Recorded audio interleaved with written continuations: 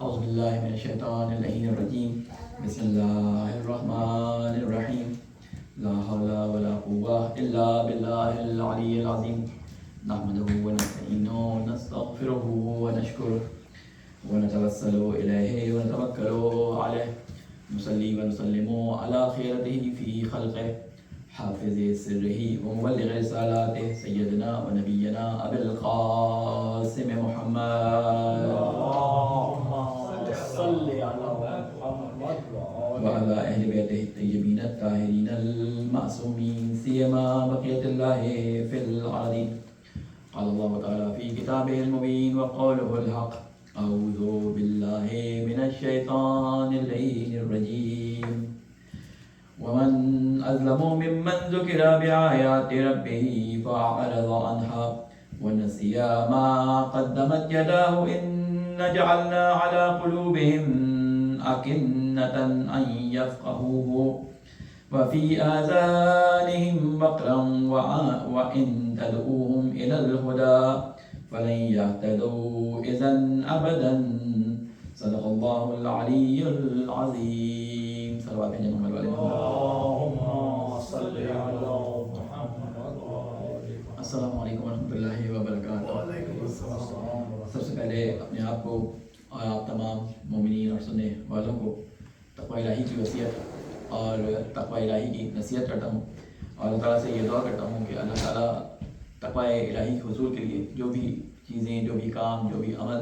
ہمارے لیے ضروری ہے، وہ تمام کاموں اور اعمال کو انجام دینے کی ہم سب کو توفیق عطا فرمائے. ہماری گفتگو پچھلے جمعوں میں اگر آپ کو یاد ہو تو موت اور سکرات سے متعلق چل رہی تھی اور اس میں یہ عرض کیا تھا، کچھ روایات اور کچھ آیات آپ کے سامنے پیش کی تھی اور اس میں یہ عرض کیا تھا کہ کس طرح ہر انسان کے اوپر ایک وقت ایسا آنا ہے کہ جو موت سے پہلے کا وقت ہے اور وہ موت سے پہلے کا وقت بہت زیادہ سخت ہے، جس کے بارے میں روایات آپ کے سامنے تفصیل سے بیان کی تھی. اور آج ہم ان موارد کو جو اس سختی کو کم کر سکتے ہیں، یا یوں کہہ رہے ہیں کہ موت کی سختی کو انسان کے لیے تھوڑا سا دھیرا، ہلکا یا یوں کہہ رہے ہیں سبک کر سکتے ہیں، ان کے بارے میں تھوڑی سی گفتگو کریں گے. ہم نے دیکھا ہوگا کہ ہمارے سامنے بہت سارے قوموں کے ریکارڈز موجود ہیں کہ جن میں سے بہت سارے لوگ ایسے ہوتے ہیں کہ جو دینی محافل میں شرکت بھی کرتے ہیں، اگر وہ کرسچن یا یہودی ہے یا کوئی بھی بدھ مذہب کا جب ماننے والا یا کوئی ہندو ہے، تو آپ دیکھا ہوگا کہ وہ ہفتے میں 2-3 دن یا ایک دن کم از کم اپنے بنائے ہوئے جو مذہبی رسومات کے مراسم ہیں ان کو انجام دیتے ہیں. وہ اپنی عبادت گاہوں میں جاتے ہیں، کرسچن ہے تو وہ چرچ میں جائے گا، یہودی ہے تو وہ اپنی عبادت گاہ میں جائے گا، ہندو ہے تو اپنے مندر میں جائے گا. اسی طرح مسلمانوں کے اندر بھی، مسلمانوں میں بھی اس طرح ہم نے لوگوں کو دیکھا کہ انہوں نے مذہبی رسومات کو نہیں چھوڑا اور ہزاروں مجالس، محافل، میلاد اور اس طرح کی دینی محافل اس نے اٹینڈ کی ہوتی ہیں کہ جس میں اس کو اللہ، اس کے رسول اور دین سے متعلق ہدایات دی جاتی ہیں، قرآن کی آیات پڑھ کے سنائی جاتی ہیں، روایات پڑھ کے سنائی جاتی ہیں. لیکن اس کے باوجود ہم دیکھتے ہیں کہ ان روایات سے حاصل ہونے والی وہ عبرتیں جو حاصل ہونی چاہیے، ان روایات یا آیات سے حاصل ہونے والے السلام علیکم ان آیات یا روایات سے حاصل ہونے والے وہ سبق جو انسان کو اپنی زندگی میں محسوس کرنے چاہیے، یا ان حدیثوں سے جو ائمہ علیہ السلام یا انبیاء علیہ السلام کی طرف سے بیان ہوئی ہیں، ان کو سننے کے باوجود وہ انسان اپنے اندر کوئی تبدیلی محسوس نہیں کرتا.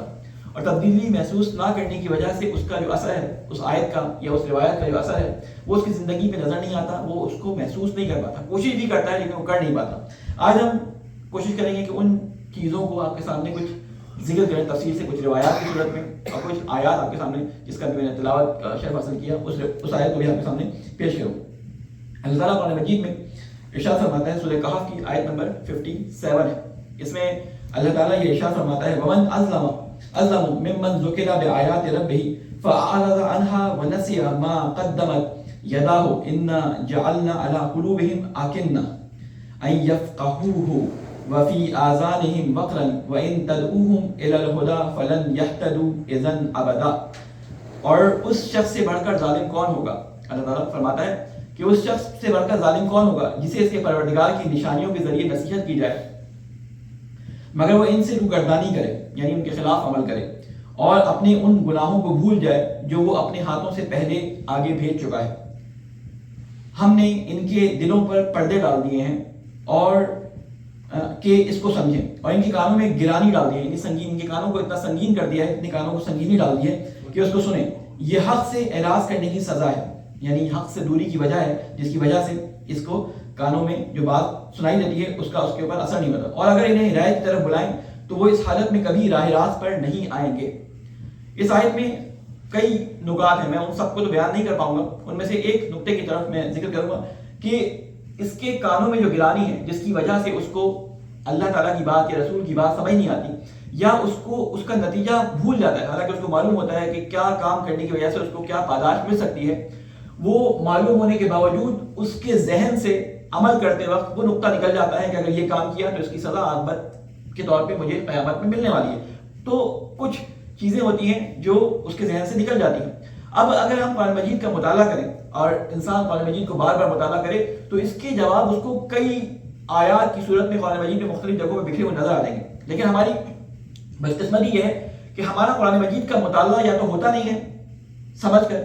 کہ اس میں لکھا کیا ہے، اگر ہوتا بھی ہے تو یہ قرأت کی صورت میں ہوتا ہے، ہم سمجھ نہیں پاتے کہ کیا اس میں لکھا ہے، اور پھر دوسری بات یہ کہ قرآن مجید کے مطالعہ کرتے وقت ہمارے ذہن میں وہ سوال ہی پیدا نہیں ہوتے کہ جن کے جوابات ہم اس کے اندر ڈھونڈیں۔ اگر یہ سب ہو جائے تو یہ سوالات کے جوابات قرآن مجید کے اندر تفصیل سے موجود ہیں، مختلف جگہوں پہ قرآن مجید میں اللہ تعالیٰ نے اس کو ارشاد فرمایا ہے۔ جب ہم اس سچویشن میں ہیں کہ ہمارے پاس وقت کی قلت ہے، ہمارے پاس اللہ تعالیٰ کی آیات کو پڑھنے کا، اس کو سمجھنے کا، ڈیپ مطالعہ کرنے کا وقت نہیں ہے، تو ہم دس بستہ اس دروازے پر جاتے ہیں اور اس دروازے کو کھٹکھٹاتے ہیں جس کو کھٹکھٹانے کا اللہ تعالیٰ کے نبی نے حکم دیا تھا۔ رسول اکرم صلی اللہ علیہ وسلم نے فرمایا تھا کہ میں علم کا دروازہ ہوں اور علی اس کا شہر ہے۔ ہم اسی دروازے پہ جا کے دستک دیتے ہیں، اسی علی اور اس کے بیٹوں کے جو علم کے خزانے ہمارے پاس موجود ہیں ان پہ دستک دیتے ہیں کہ آپ کیونکہ قرآن کے عالم ہیں، آپ کے پاس قرآن کا مکمل علم موجود ہے، آپ ہمیں بتائیں کہ ہمارے کانوں پہ یہ سنگینی کیوں ہے۔ اللہ تعالیٰ جو کہتا ہے کہ ان کے اوپر تمام باتیں سننے کے باوجود اثر نہیں ہوگا، تو یہ تو نعوذ باللہ اللہ تعالیٰ کی طرف سے جبر ہو گیا۔ جب اللہ ہی چاہتا ہے، اللہ ہی نہیں چاہتا کہ ان کے کانوں پر اثر ہو، وہ سنے بھی بات، ان کے دلوں پر اس کا اثر نہ ہو، تو ہم کیا کر سکتے ہیں؟ ہم تو مجبور ہیں۔ تو اسی کا جواب ہم ڈھونڈنے کے لیے نکلے، تو ہمیں دو روایات، کئی روایات نظر آئیں، لیکن میں نے دو روایات کا انتخاب کیا ہے جو آپ کے سامنے انشاءاللہ اس مختصر وقت میں کوشش کروں گا بیان کروں اس سوال میں جمع والے محمد۔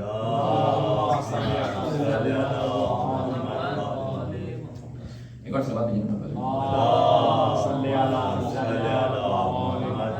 سوال ذہن میں رکھیے گا۔ سوال کیا تھا؟ اس سوال کے جواب میں ہم یہ روایات اس تناظر میں پڑھ رہے ہیں۔ سوال یہ تھا کہ کیا وجہ ہے کہ اللہ تعالیٰ کی آیات، اللہ تعالیٰ کی باتیں، ہدایات ہم سنتے ہیں، رسول اکرم صلی اللہ علیہ وسلم کی، معصومین علیہ السلام کی روایات ہم سنتے ہیں، عاقبت، قیامت، اپنی جسے کہتے ہیں کہ بری حالت کی اطلاع ہم قرآن مجید میں پاتے ہیں کہ کون شخص کیا کرنے کی وجہ سے جہنم کے کس طبقے میں جائے گا، لیکن کیا وجوہات ہیں کہ ان تمام باتوں کو سننے کے بعد وہ ہمارے دل پہ اثر نہیں کرتی، یا ہم اس سے استفادہ نہیں کر پاتے، یا وقت پر ہمیں یہ بات سمجھ نہیں آتی؟ کیونکہ بہت ساری روایات اور آیات ایسی ہوتی ہیں کہ ہم اس کو زندگی میں ہزاروں دفعہ پڑھ چکے ہوتے ہیں، لیکن جب اس دفعہ آپ پڑھتے ہیں اور سوچ کے پڑھتے ہیں تو اس سے آپ کو ایک نیا مطلب ملتا ہے۔ اس کی وجہ کیا ہے کہ انسان کے اندر جو تبدیلیاں آتی ہیں اس کی وجہ سے ان مطالب کے سمجھنے میں، اس کی آیات کے ترجمے یا اس کے مطلب کی ریفلیکشن میں اس کے اندر ایک نیا اینگل، ایک زاویہ پیدا ہو جاتا ہے۔ اسی سلسلے میں مولا موسیٰ کاظم علیہ السلام کی روایت آپ کے سامنے پیش کر رہا ہوں۔ طولانی روایت ہے، اصول کافی کے اندر جو ہے اس روایت کو شیخ کلینی نے ذکر کیا ہے۔ اس روایت کا ایک حصہ آپ کے سامنے جو آج میری موضوع سے متعلق ہے وہ بیان کروں گا، صرف روایت کی شروع کا جملہ بیان کروں گا، اس کے بعد روایت کے اس مقام پہ آ جاؤں گا جہاں پہ میرا مورد نظر نقطہ ہے۔ امام فرماتے ہیں ابو عبداللہ الاشعری عن بعض اصحابنا رفعه عن هشام بن حکم قال لی ابو الحسن موسیٰ بن جعفر، کہتے ہیں کہ ابو عبداللہ اشعری نے ہمارے بعض اصحاب سے نقل کیا، وہ اسے حشام بن حکم تک پہنچاتے ہیں، یعنی حشام بن حکم سے اس کو نقل کرتے ہیں۔ وہ کہتے ہیں کہ مجھ سے ابو الحسن یعنی امام موسیٰ کاظم علیہ السلام نے فرمایا، حشام امام کے بہت معتبر صحابی ہیں، اصحاب اجماع میں ان کا نام آتا ہے۔ حشام بن حکم جو ہے بہت مشہور، اگر آپ روایات کے اندر دیکھیں حشام بن حکم سے بہت حکمت کی اور زبردست روایات آئی ہیں۔ تو کہتے ہیں حشام بن حکم فرماتے ہیں کہ مجھ سے ابو الحسن یعنی مولا امام کاظم علیہ السلام نے فرمایا کہ یا حشام ان اللہ تبارک و تعالی بشر اہل العقل والفہم فی کتابہ، اے حشام بے شک اللہ تبارک و تعالی نے اپنی کتاب میں عقل و فہم رکھنے والوں کو خوشخبری دی ہے، اور قرآن مجید میں فرمایا ہے فقال فبشر عباده الذین یستمعون القول فیتبعون احسنہ، کہ خوشخبری سنا دو میرے ان بندوں کو کہ جو باتوں کو غور سے سنتے ہیں، فیتبعون احسنہ، اور میں سے بہترین کا انتخاب کر لیتے ہیں، بہترین کی پیروی کرتے ہیں. اولئک الذین ھداھم اللہ، یہی وہ لوگ ہیں جن کی اللہ نے ہدایت کر دی ہے یا جن کو اللہ نے ہدایت دے دی ہے. وَأُولَٰئِكَ هُمْ أُولُو الْأَلْبَابِ، اور یہی وہ لوگ ہیں جو صاحبان عقل اور خرد مند ہیں، یعنی اپنے عقل کا یہ استعمال کرتے ہیں. یا حشام، اے حشام، ان اللہ تبارک و تعالی اکمل للناس الحجج بالعقول، کہ اللہ تعالیٰ نے لوگوں پر عقل کو لوگوں پر حجت کو عقل کے ذریعے کامل کر دیا ہے. یعنی اللہ تعالیٰ نے اپنی حجت جو تمام کی ہے وہ اصل میں لوگوں کی عقل کی بنیاد پہ ہے. لوگوں کو جو عقل دی ہے، انسانوں کو جو عقل دی ہے، اس کی بنیاد پہ اللہ تعالیٰ کہتا ہے کہ میں نے تمہارے اوپر حجت کو تمام کر دیا ہے. اس کے بعد فرماتے ہیں وَنَصَرَ النَّبِيِّينَ بِالْبَيَانِ، اور انبیاء کی مدد بیان، واضح دلیل اور استدلال کے ذریعے، وَدَلَّهُمْ عَلَى رُبُوبِيَتِهِ بِالْأَدِلَّةِ، اور ربوبیت پر لوگوں کی رہنمائی دلائل کے ذریعے کی. یعنی انبیاء علیہ السلام کے ذریعے جو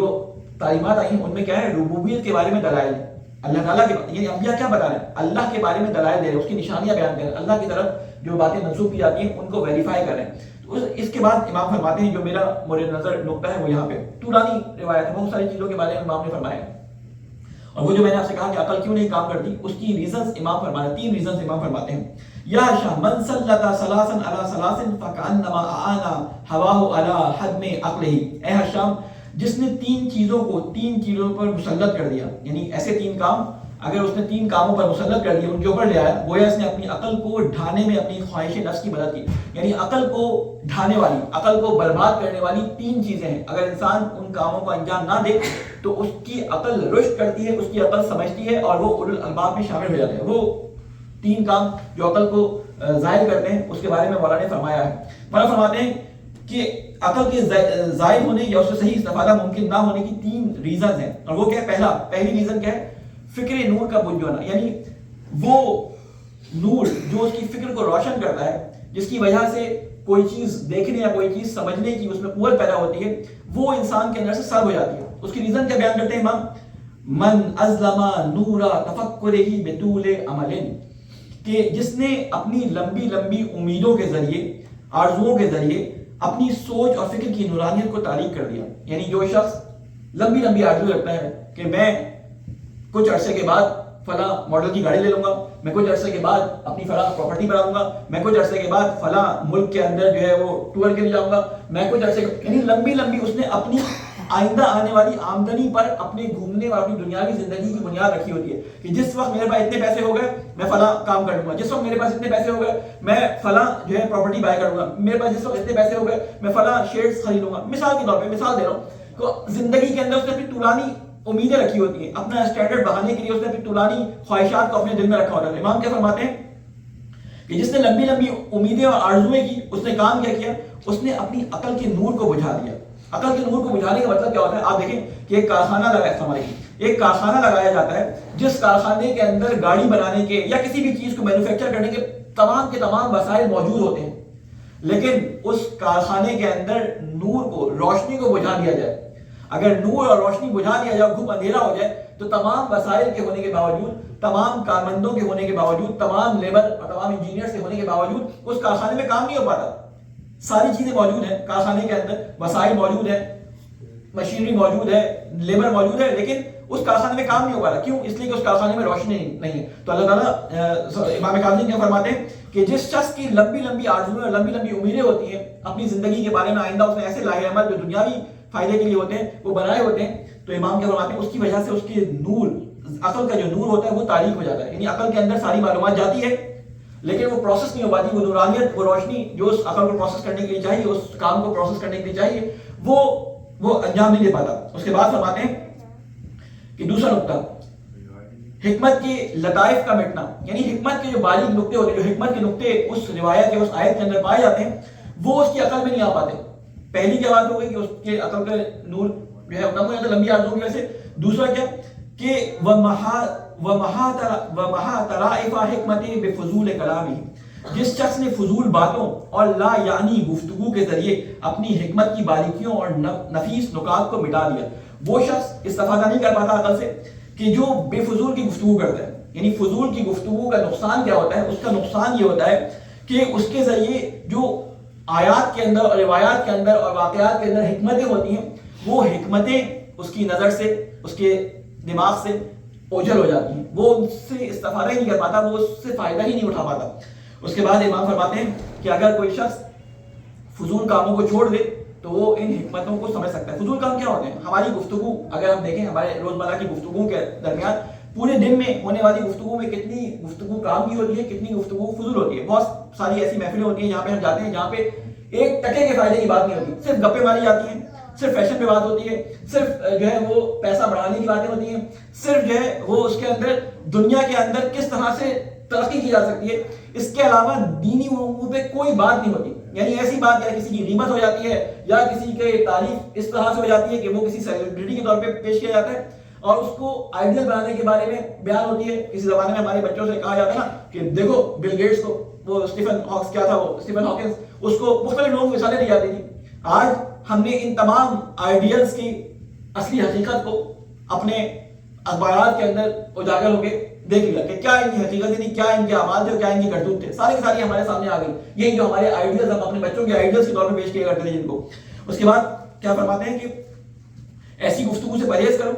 جو فضول کا کلام ہو۔ اگر تم فضول کا کوئی کام کرتے ہو، فضول کی باتیں کرتے ہو، تو یہ سوچ کر ایسی محفل میں بات کرو کہ اس کا خمیازہ کیا میں برداشت کر سکتا ہوں؟ اور اس کا خمیازہ کیا ہوتا ہے؟ اس کا خمیازہ یہ ہوتا ہے کہ انسان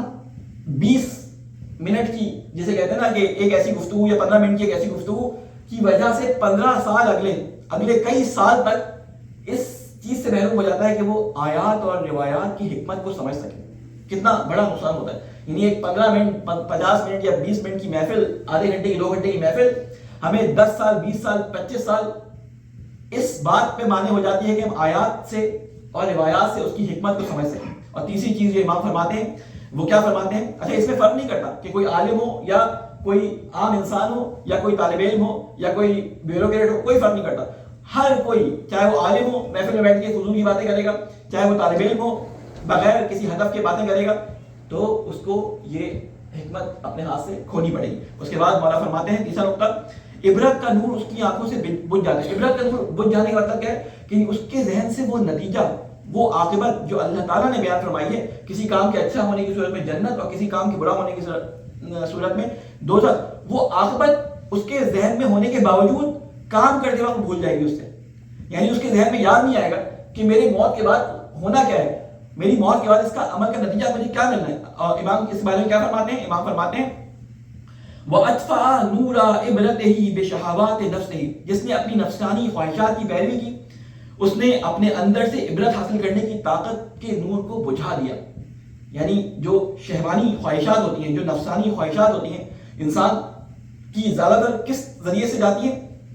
زیادہ تر آنکھوں سے جاتی ہیں۔ یعنی آنکھیں انسان کی جو ہے وہ شہوت کو اس کے دماغ تک پہنچاتی ہیں۔ بعض دفعہ کان بھی اس میں مددگار ہوتے ہیں، لیکن وہ اس صورت میں ہوتی ہے کہ آپ اس کو خود سے کسی جگہ پہ انٹینشنلی سنیں، کسی ایسے فضول کلام کو، کسی ولگر گانے کو یا کسی ایسے ولگر کلام کو سنیں کہ جو آپ کے ذہن میں تخریب پیدا کر دے، جو آپ کے ذہن کو ڈسٹرائے کر دے۔ بیشتر جو کام ہوتا ہے، جو ڈسٹرائے کرتا ہے، وہ آنکھیں ہوتی ہیں۔ انسان بے ہنگم چیزوں کو، بے حیا چیزوں کو، ولگر چیزوں کو دیکھتا ہے، اور اس کی وجہ سے ہوتا کیا ہے کہ عبرت کا جو نور ہوتا ہے وہ اس کی آنکھوں سے، اس کے ذہن سے نکل جاتا ہے۔ یعنی وہ کام کرتا ہے، روایات اس کے ذہن میں ہوتی ہے، لیکن عاقبت اس کی بھول جاتی ہے۔ اس کو پتا ہوتا ہے کہ ماں باپ کی بے احترامی کرنے کی وجہ سے نہ صرف مجھے اس دنیا کے اندر مکافات عمل اپنی اولاد سے دیکھنے کو ملے گا، بلکہ وہ عاقبت جو اس کی اللہ تعالیٰ نے قیامت کے بارے میں بیان فرمائی ہوتی ہے وہ بھی اس کے ذہن سے نکل جاتی ہے۔ اس کے بعد امام فرماتے ہیں، یعنی میں 3 چیزوں کا خلاصہ میں آپ کے سامنے کروں، 3 چیزیں میں نے آپ کے سامنے بیان کی۔ کون سی چیزیں؟ ہماری گفتگو چل رہی تھی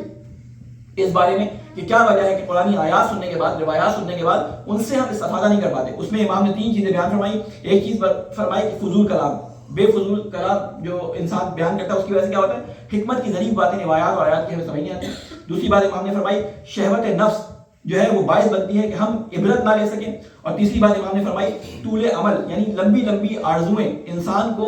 اس بات سے محروم کر دیتی ہیں کہ وہ عقل کی نورانیت کو کھو بیٹھتا ہے۔ تو یہ 3 چیزیں مولا موسیٰ کاظم علیہ السلام نے فرمائی کہ اس کی وجہ سے انسان اپنی عقل سے استفادہ کرنے کی طاقت کو کھو دیتا ہے۔ اور ایک اور روایت بیان کروں اور اپنی گفتگو کو تمام کروں. مولا امیر المومنین علیہ السلام کی روایت ہے، بلکہ اس سے پہلے میں امام کاظم کی اس روایت کے اینڈ میں، بیچ میں بہت ساری باتیں چھوڑ رہا ہوں، اینڈ میں امام نے نقطہ ایک بیان کیا، ومن حدم عقلہ افسد علیہ دینہ و دنیاہ، اور جس نے اپنی عقل کو برباد کر لیا، جس نے یہ کام کیا اور اپنی عقل کو برباد کر لیا، اس نے اپنے دین اور دنیا دونوں کو خراب کر لیا. یعنی اس نے اپنے دین کو بھی خراب کیا اور دنیا کو بھی خراب کیا. صلی محمد.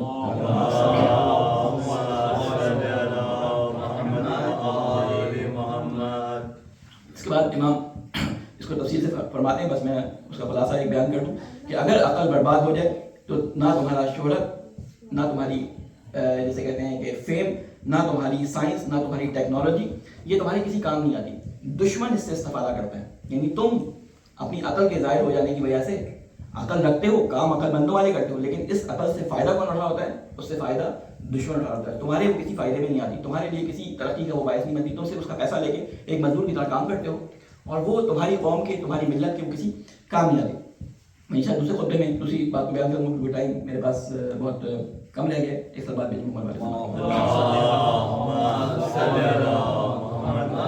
اللہ سے یہ دعا کرتے ہیں، اے اللہ تجھے واسطہ ہے محمد والے محمد کا ہماری اس قلیل سی بات کو اپنی بارگاہ میں قبول و مقبول فرما. اے اللہ تجھے واسطہ ہے محمد والے محمد کا ہمارے جو گناہ ہم نے چھپ کر کیے ہیں اور وہ گناہ جن کی وجہ سے ہماری عقل ظاہر ہوتی ہے، اے اللہ ان گناہوں کو معاف فرما. اے اللہ تجھے واسطہ ہے محمد والے محمد کا ہمیں لمبی لمبی آرزوؤں سے محفوظ فرما. اے اللہ ہمیں اس دنیا کے ساتھ ساتھ اس دنیا کی فکر کرنے کی توفیق عطا فرما. اے اللہ تجھے واسطہ ہے محمد والے محمد کا ایسی محفلوں سے پرہیز کرنے کی ہمیں توفیق عطا فرما جس میں فضول کلام اور بےہودہ باتیں کی جائیں. اے اللہ تجھے واسطہ ہے محمد والے محمد کا ہماری شہوانی نظروں کو، ہماری شہوانی خواہشات پہ کنٹرول کرنے کی ہم سب کو توفیق عطا فرما. اے اللہ تجھے واسطہ ہے محمد والے محمد کا جہاں جہاں مسلمانوں پہ ظلم ہو رہا ہے وہ ظلم سے ان کو نجات عطا فرما. اے اللہ تجھے واسطہ ہے محمد والے محمد کا ہمارے ایمان کی حفاظت فرما، ہمیں ان کے ناصر اعوان میں شامل فرما. ربنا تقبل منا انک انت السمیع العلیم برحمتک یا ارحم الراحمین.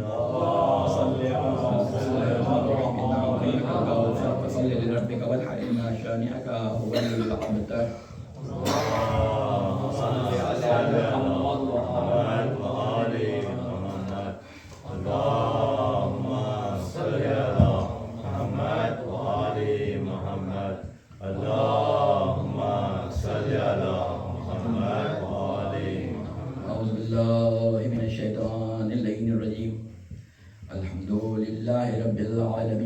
والصلاة والسلام على سيدنا ونبينا وحبيب قلوبنا أبي القاسم المصطفى محمد وعلى آله الأطيبين الأطهرين المنتجبين، سيما علي أمير المؤمنين والصديقة الطاهرة فاطمة الزهراء سيدة النساء العالمين، والحسن والحسين سيدي شباب أهل الجنة، وعلي بن الحسين ومحمد بن علي وجعفر بن محمد وموسى بن جعفر وعلي بن موسى ومحمد بن علي وعلي بن محمد والحسن بن علي والخلف القائم المهدي حجتك على عبادك وأمنائك في بلادك.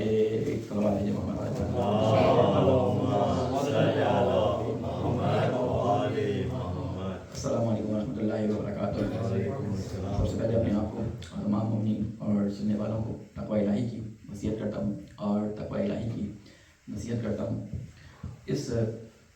آئندہ ہفتے میں آنے والی مناسبات میں ایک مناسبت جناب حضرت معصومہ سلام اللہ علیہ کی جو ہے وہ یوم ولادت بھی ہے، اور اس کے علاوہ بہت ساری مناسبتیں ہیں جو اس وقت دنیا میں حالات چل رہے ہیں، لیکن تمام باتوں پہ شاید گفتگو نہ ہو سکے. میں دو باتوں کی طرف توجہ دوں گا، ایک حضرت معصومہ سلام اللہ علیہ کے حوالے سے، اور دوسرا وہ جو روایت میں نے آپ کے سامنے بیان کی اسی کی تھوڑی سی توضیح مولا امیر المومنین علیہ السلام کے کلام کی روشنی میں انشاءاللہ کوشش کروں گا کہ اس کو بیان کروں. صلوات جناب والے محمد. جناب معصومہ جن کے بارے میں آپ کو معلوم ہے کہ مدافع امامت، مدافع ولایت کے نام سے آپ کو جانا جاتا ہے، اور آپ کی بہت زیادہ شباہت جناب زینب سلام اللہ علیہ کے ساتھ بیان کی جاتی ہے کہ جس طرح جناب زینب نے امام حسین علیہ السلام کے ساتھ حسینی کاروان کو، حسینی تحریک کو آگے بڑھانے میں مدد دی، بالکل اسی طرح جناب فاطمہ معصومہ سلام اللہ علیہ نے، جو کہ امام موسیٰ کاظم علیہ السلام کی، جن کی ہم نے آپ کے سامنے روایت بیان کی، ان کی دختر نیک اختر ہیں، اور آپ کی یعنی ان بیٹیوں میں سے ہیں کہ جن کے بارے میں امام نے خود فرمایا کہ ان کی علم اور حکمت اور دانش جو ہے وہ امام کی نظر میں بہت اہمیت رکھتی تھی۔ اور بہت سارے ایسے واقعات ہمیں ملتے ہیں کہ بعض دفعہ لوگ اپنے سوالات لے کے امام کے پاس آیا کرتے تھے، اور وہ اپنے کاغذات، اپنے سوالات دے دیا کرتے تھے امام کے دروازے پر، امام کے گھر پہ، اور جناب فاطمہ معصومہ سلام اللہ علیہ ان کے جوابات لکھ کر جو ہے وہ دے دیا کرتی تھیں، اور وہ لوگوں کے پاس چلے جاتے تھے۔ امام نے بعض دفعہ ان سوالات کو دیکھا بھی اور یہ تائید کی کہ اگر میں ان سوالات کا جواب دیتا تو میں بھی بالکل اسی طرح جوابات دیتا۔ یعنی آپ کے علم کی بھی، آپ کی فضیلت کی امام نے خود تعریف کی تھی۔ خود امام رضا علیہ السلام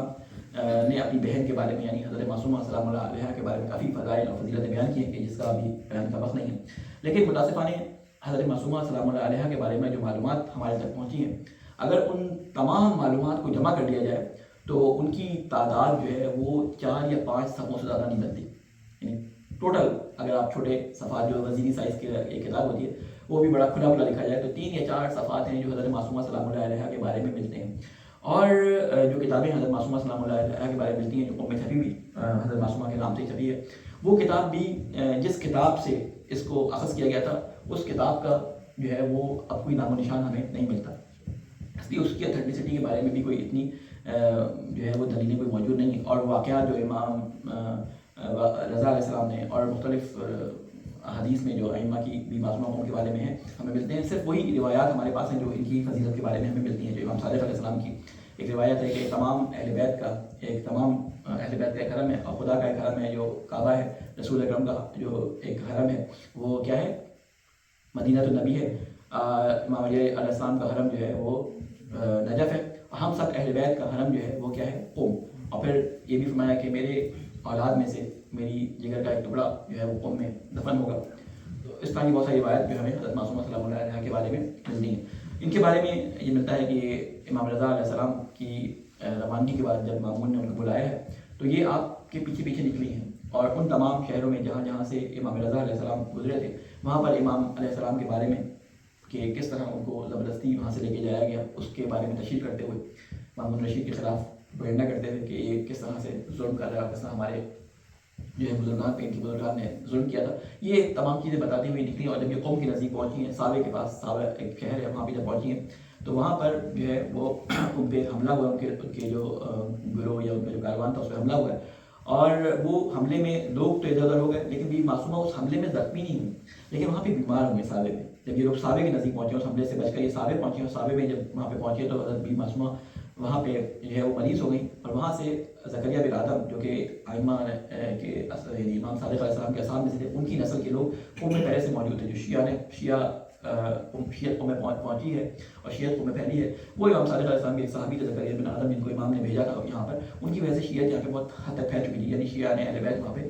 تھے۔ تو زکریا بن آدم جا کے حضرت معصومہ علیہ السلام کو صابے سے قم لے کے آ گئے، اور قم میں ہی پھر آپ کا انتقال ہو گیا۔ یہ چیزیں ملتی ہیں۔ تاریخ پیدائش، تاریخ وفات کے بارے میں تو ملتا ہے، لیکن تاریخ پیدائش کے بارے میں کوئی ذکر موجود نہیں ہے۔ لہٰذا علماء نے مل کر یہ ڈیسائیڈ کیا، یہ ہم وہاں موجود تھے، ہمارے سامنے یہ ہوا کہ انہوں نے مل کے یہ ڈیسائیڈ کیا کہ یہ جو مہینہ ہے اس کے امام رضا کی جو ولادت ہے وہ 11 ذی القعدہ ہے، تو نے کہا کہ اس 10 دن کو یعنی پہلی ذی القعدہ سے لے کر 11 ذی القعدہ تک کو ایک دہ کرامت کے عنوان سے ایک عنوان دیا ہے، یعنی کرامت کے 10 روز، اور اس میں پہلی تاریخ کو انہوں نے خود اپنی طرف سے بی بی معصومہ سلام اللہ علیہ کی ولادت کی تاریخ کو معین کر دیا کہ آئندہ سے بی بی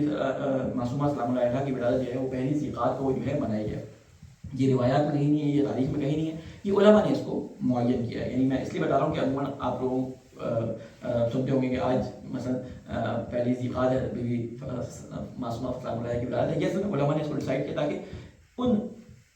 کی صفات، ان کی ہستی کے بارے میں کوئی اگر انسان گفتگو کرنا چاہے تو ایک دن معین ہو، اس دن انسان اس کے بارے میں بیان کر سکے۔ تو یہ تھی جناب فاطمہ معصومہ سلام اللہ علیہ کے بارے میں کچھ چیزیں جو بیان کرنا میں چاہتا تھا۔ دوسری چیز جو ہم بیان کر رہے تھے اس روایت کے بارے میں کہ مولانا موسیٰ کاظم علیہ السلام نے ہمیں یہ بیان فرمایا کہ تمہاری عقل کو منہدم کرنے والی، تمہاری عقل کو برباد کرنے والی 3 باتیں ہوتی ہیں جس کی وجہ سے تم جو ہے وہ کام نہیں کر پاتے۔ ان باتوں میں سے ایک جو آخری نقطہ تھا وہ یہ تھا کہ وہ انسان کی نظر، وہ انسان کی آنکھیں جو انسان کو عقل کے اوپر پردہ ڈالنے میں جو ہے وہ مددگار ثابت ہوتی ہیں، اس کی عقل پہ پردہ پڑ جاتا ہے، عقل ہونے کے باوجود، عقل کے تمام وسائل موجود ہونے کے باوجود وہ اس سے استفادہ نہیں کر پاتا، ان سے کیسے بڑھایا جو ہے وہ بچایا جا سکتا ہے۔ آج میں مولانا امین مومنین علیہ السلام کی ایک روایت آپ کے سامنے پیش کرتا ہوں جو اسی بارے میں، وہ کیا چیز ہے کہ وہ عاقبت کو بھلا دینے کے بارے میں۔ ایک روایت امام کاظم کی بیان کی تھی اور ایک روایت امام علی علیہ السلام کی۔ وہ روایت کیا ہے، اسے مولانا امین مومنین علیہ السلام فرماتے ہیں کہ عاقبت کیوں انسان کو یاد نہیں آتی، اس کے بارے میں فرماتے ہیں، اے لوگوں مجھے تمہارے بارے میں سب سے زیادہ 2 چیزوں کا خوف ہے۔ مولا علی فرماتے ہیں، یہ نہج البلاغہ خطبہ نمبر 42 ہے، اس سے میں نے اس کو لیا ہے، ٹھیک ہے۔ اس میں مولا کیا فرماتے ہیں، اے لوگوں مجھے تمہارے بارے میں سب سے زیادہ 2 چیزوں کا خوف ہے، ایک خواہش نفس کی پیروی یعنی شہوتوں کی جو ہے وہ پیروی، اور دوسری لمبی لمبی امیدیں۔ مولا بھی اسی بات کو دوبارہ جو ہے وہ اسی بات کو دہراتے ہیں کہ ایک تمہاری جو گندی اور ولگر نگاہیں ہیں، یہ تمہارے زندگی کے امور کو قیامت کے بارے میں،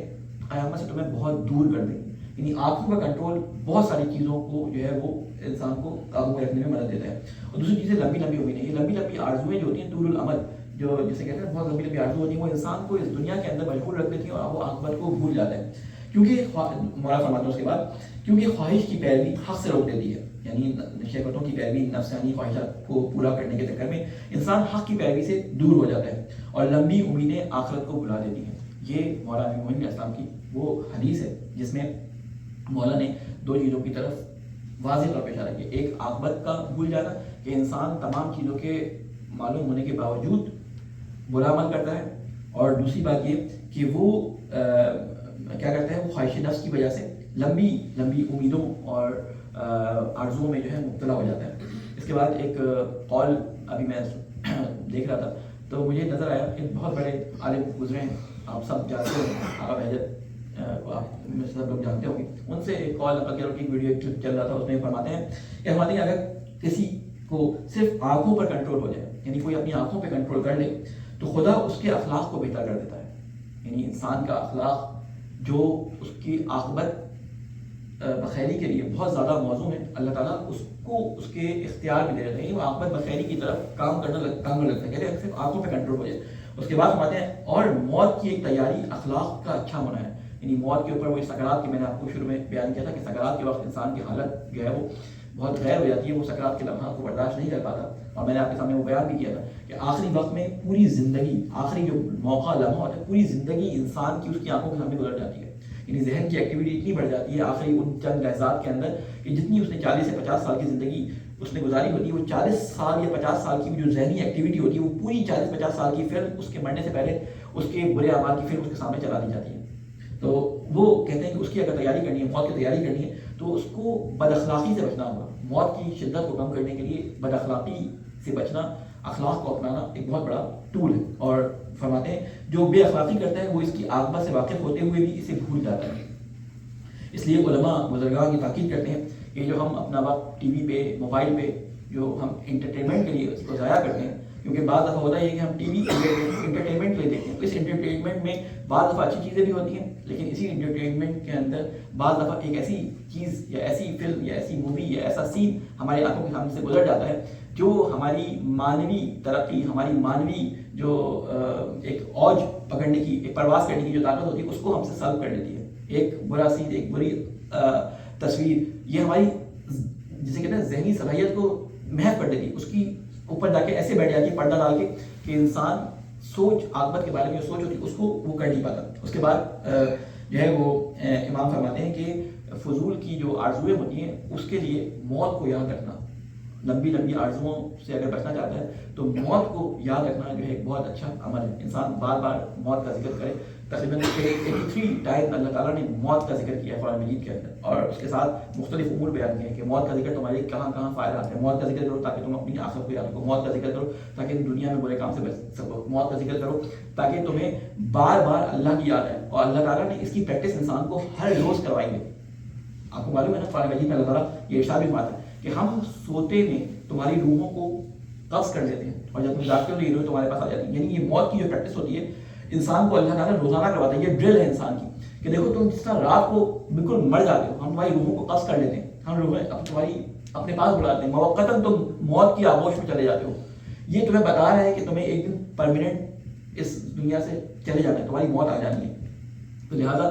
ہمارے ذہن میں اگر یہ ساری باتیں ہوں تو ہم اپنے بزرگان کا احترام بھی کریں، ہم اپنے گناہوں سے پرہیز بھی کریں، ہم جو ہے وہ ایسے سین، ایسے